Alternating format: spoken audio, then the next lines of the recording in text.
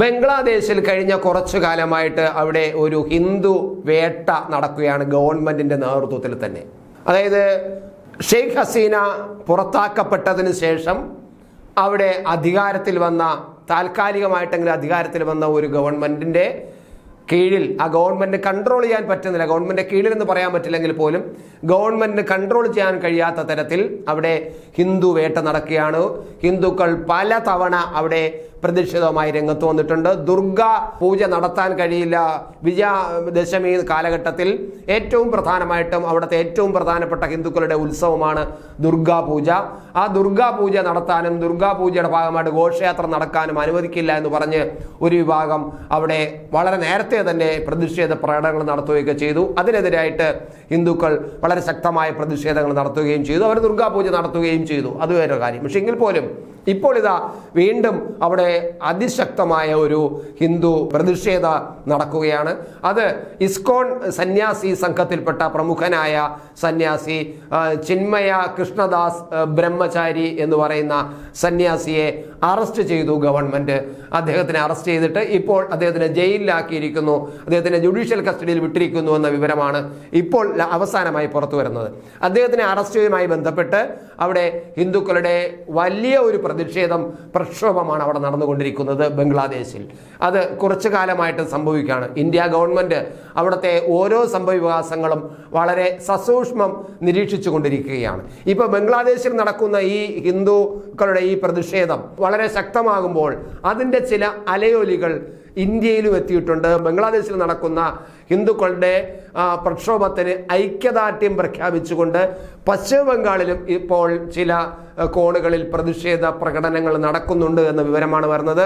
അവിടെ പ്രധാനമായിട്ടും ഈ സുഖേന്ദു അധികാരി അവിടുത്തെ പ്രതിപക്ഷ നേതാവാണ്. സുഖേന്ദു അധികാരി തന്നെ അത്തരം ചില പ്രതിഷേധ പ്രകടനങ്ങൾക്ക് നേതൃത്വം കൊടുക്കുന്നുണ്ട് എന്ന വിവരവുമാണ് പുറത്തു വരുന്നത്. എന്തായാലും ബംഗ്ലാദേശിലെ ഓരോ സംഭവവികാസങ്ങളും നമ്മുടെ രാജ്യത്തിന് ചെറിയ കാര്യമായിട്ടും നിസ്സാര കാര്യമായിട്ടും കാണാൻ കഴിയില്ല. കുറെ കാലമായിട്ട് ബംഗ്ലാദേശ് ഗവൺമെന്റ് അത്തരത്തിൽ ഒരു ന്യൂനപക്ഷ പീഡനമാണ് നടത്തിക്കൊണ്ടിരിക്കുന്നത്. ഈ പീഡനം നടക്കുമ്പോഴും കേരളത്തിലെ ഈ ന്യൂനപക്ഷ പീഡനത്തിനെതിരെ ഇങ്ങനെ വാദോരാതെ സംസാരിക്കുന്ന ഒരൊറ്റവന്മാർ പോലും അതിന് എതിരെ മിണ്ടിയിട്ടില്ല എന്നുള്ളതാണ്. അവിടെ കഴിഞ്ഞ പ്രക്ഷോഭകാലത്ത് നിരവധി ഹിന്ദുക്കളെയാണ് കൂട്ടക്കൊല ചെയ്തത്. പലരെയും വീടുകളിൽ കയറി കൊന്നു തള്ളി, ഓഫീസുകളിൽ കയറി കൊന്നു തള്ളി. മാധ്യമപ്രവർത്തകരെ പോലും വച്ചുകൊണ്ടിരുന്നില്ല. മാധ്യമപ്രവർത്തകരെ പോലും അവരുടെ പ്രസ് ക്ലബിനകത്ത് കയറി ആക്രമിച്ച് കൊലപ്പെടുത്തി.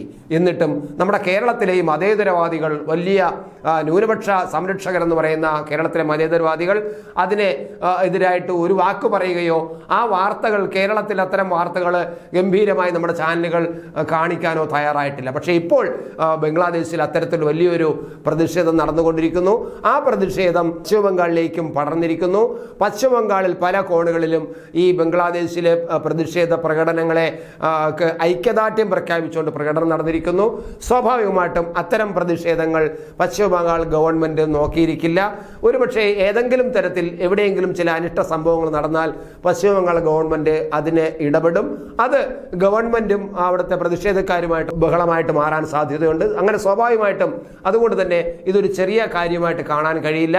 എന്തായാലും ബംഗ്ലാദേശ് ഭരണകൂടം കൂടുതൽ ഹിന്ദു വിരുദ്ധ പ്രവർത്തനങ്ങളുമായിട്ട് മുന്നോട്ട് പോകുന്നതും കൃത്യമായിട്ടും അവിടെ ഒരു താലിബാൻ സ്റ്റൈൽ ഗവൺമെന്റിനെ കൊണ്ടുവരാനും ആ തരത്തിൽ ഒരു ഭരണക്രമം കൊണ്ടുവരാനാണ് ശ്രമിച്ചുകൊണ്ടിരിക്കുന്നത്. അത് എത്രമാത്രം വിജയിക്കുമെന്ന് കണ്ടറിയാം. കൃത്യമായിട്ടും അവിടെ ന്യൂനപക്ഷങ്ങൾ, ഹിന്ദുക്കളും അതുപോലെ പാഴ്സികളും അതുപോലെ ക്രിസ്ത്യാനികളും ശക്തമായി ഇതിനെതിരെ രംഗത്ത് വരുന്നുണ്ട്. ബംഗ്ലാദേശിലെ കുറച്ചു കാലം കൂടി കഴിയുമ്പോൾ ബംഗ്ലാദേശിലെ ലോകരാജ്യങ്ങൾ ഇടപെടേണ്ട അവസ്ഥയിലേക്ക്, പ്രത്യേകിച്ച് തൊട്ടയൽ രാജ്യമായ ഇന്ത്യക്ക് ഇടപെടേണ്ട അവസ്ഥയിലേക്ക് ബംഗ്ലാദേശ് എത്തുന്നു എന്നാണ് നമ്മൾ വിലയിരുത്തേണ്ടത്.